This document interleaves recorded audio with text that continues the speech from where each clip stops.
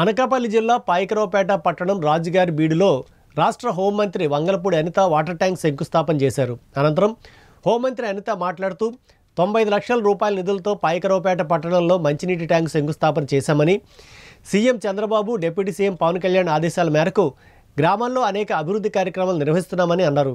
ప్రతి ఇంటికి కుళాయి కనెక్షన్ ఏర్పాటు చేస్తున్నామని, వేసవిలో తాగునీటి సమస్య లేకుండా చర్యలు తీసుకుంటున్నామని పంచాయతీ పరిధిలో ఈరోజు సుమారుగా ఈ ఏరియాలో ఉన్న వాళ్ళందరికీ కూడా వాటర్ ఫెసిలిటీ లేక చాలా ఇబ్బందులు పడే పరిస్థితులు లాస్ట్ మేము ప్రతిపక్షంలో ఉండగా మాకు అందరికీ కూడా చెప్పడం జరిగింది. ఇక్కడ ఉన్న వాళ్ళందరికీ కూడా కనీసం పంచాయతీకి సంబంధించిన పైప్ లైన్లు కూడా లేవు.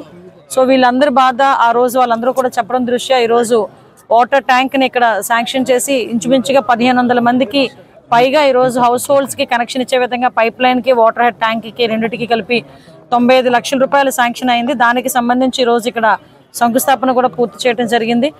ఇమీడియట్గా ఇక్కడ కన్స్ట్రక్షన్ కూడా స్టార్ట్ చేసి పైప్ లైన్లు కూడా ఇచ్చి ప్రతి ఇంటింటికి కూడా కుళాయి కనెక్షన్ ఏదైతే గౌరవ చంద్రబాబు నాయుడు గారు ఎన్నికల మేనిఫెస్టోలో పెట్టారో దానికి అనుగుణంగా గౌరవ ఉప ముఖ్యమంత్రి గారు పవన్ కళ్యాణ్ గారు ఆదేశాల మేరకు ఈరోజు ఇక్కడ ఈ కార్యక్రమాన్ని చేపట్టుకోవడం జరిగింది.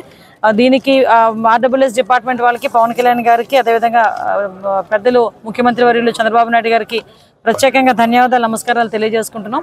అదేవిధంగా ఈరోజు పాయకరావుపేటలో మేజర్గా ప్రాబ్లం, పాయకరావుపేట టౌన్లో మేజర్గా ప్రాబ్లం డ్రైన్స్ ప్రాబ్లం చాలా ఎక్కువగా ఉంది.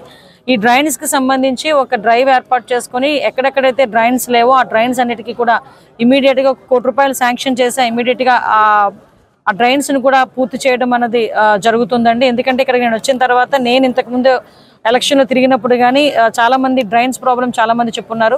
ఈరోజు ఇక్కడికి వస్తున్నప్పుడు కూడా ఈ రోడ్లో కూడా డ్రైన్స్ లేక చాలా ఇబ్బందులు పడే పరిస్థితి కనిపిస్తూ ఉంది.